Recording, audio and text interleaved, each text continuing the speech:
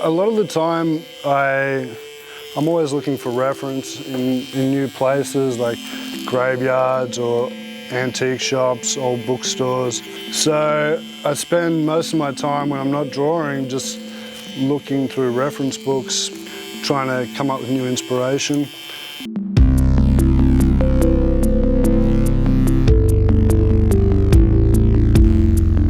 The process I have for designing pieces like this is basically I'll get the actual wording from the client.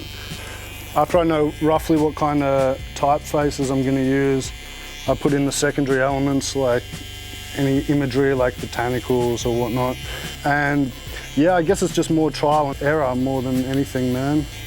There's a lot of drawing, rubbing out, yeah. If you've seen me work, you know I do most of my stuff freehand. And that's the same thing, I'll have like a kind of rough sketch just to get my layout right.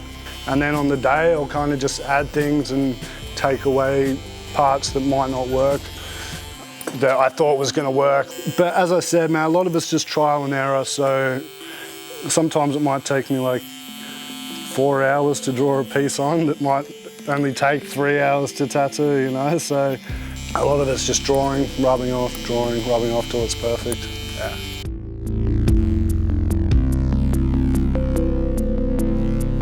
Generally, I mean, the client will tell me what area they want tattooed, but some pieces they want might not work for certain areas. I'll always let them know, you know, what I think is the best. If they want a specific word that's not going to work in an area, I'll see if they've got another area free they might want to get tattooed. Generally, I'll use a specific typeface for an area. For example, if I'm tattooing down here and he wants the word loyalty going this way, I mean the LTY is going to be, because they have descenders and ascenders, it's going to be wrapping a bit, so I'll choose a different typeface, you know. I spend a lot of time trying to work that shit out, actually. It's a pain in the ass, but yeah.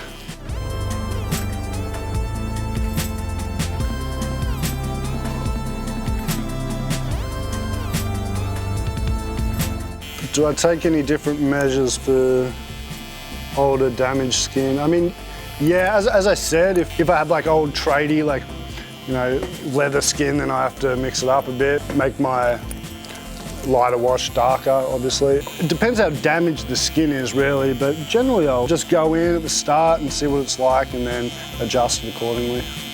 Do I like to interact with my clients while I'm tattooing? Generally, yeah. I mean, I think there's something you can learn from every person, you know. I like to talk to people, but it also depends on the piece, you know. If I'm like trying something new, then I might not want to talk to them. A lot of the time they'll ask me a question, or I might be pulling a line, and I won't reply to them. And I hope they don't think I'm being rude when I do that, but sometimes I just need to concentrate, you know. But yeah, generally I like to talk to people, man. One tip that I learned that's made my job easier, yeah, slowing down actually has been huge for me. I used to be real quick, you know, but now I'm just trying to do a good tattoo rather than a fast tattoo. So yeah, that's definitely one thing. Another thing was just not really giving a fuck about people on Instagram, what they're doing, you know, that doesn't matter. I think people need to like kind of focus on their own work and just do their own thing, not worry about how many followers and shit everyone's got and how many followers they got. Like just try and do good tattoos and just try and have fun. I think that's the way you're gonna do a good tattoo. If you're having fun with it, then obviously you're gonna enjoy it, you're gonna do a better job, you know? Yeah. What advice would I give to a youngster coming up? I guess just to study, you know, especially in lettering, a lot of people are just trying to bang out big pieces with heaps of flourishes and heaps of crazy effects without learning the basic letter structure. And if you don't have the basic letter structure down, the rest of your piece is just going to look like shit, you know? So my advice would be to slow down and learn the basics. And I guess that's the same with everything, you know, not just lettering. Just don't go too wild, just take your time, And yeah, it'll come. How do I take my photos of a finished tattoo? I guess it depends on where I am, you know, like at a convention, sometimes it's so fucking hard to get a photo. At my shop in Melbourne, I've kind of got my area that I know where to take the best photo at what time of day. But yeah, I mean, as long as it's not super glary, I'm not hella anal about how I take my photos, as long as it kind of shows the whole tattoo and that's that. So there's two ways you can get an appointment with me. One is via my website, samtaylortattoos.com. There's like a little booking form you can go and fill out there. And the other way is to email, samtaylortattoo@hotmail.com. But yeah, I mean, if you choose to send me an email, make sure you put as much information as you can in the initial email. I think that should go for anyone inquiring about any tattoo to anybody. Give the artist as much information as you can, and just so they can have a rough idea and then give you a quote from there.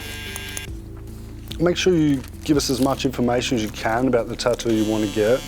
Try not to be too pissed off if we don't answer straight away. Like, we are actually pretty busy, you know, so we might do a big tattoo like this and then have to go home and design another job and then answer our emails and then do all the other shit we have to do, you know.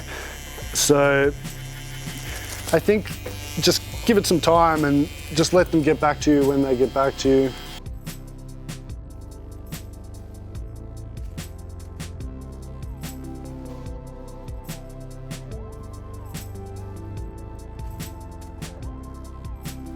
My favourite place to travel, is that to tattoo? Or just in general? I'd say Switzerland, man. That place feels like home to me, so I can't wait to get back there. So definitely Switzerland. Where else?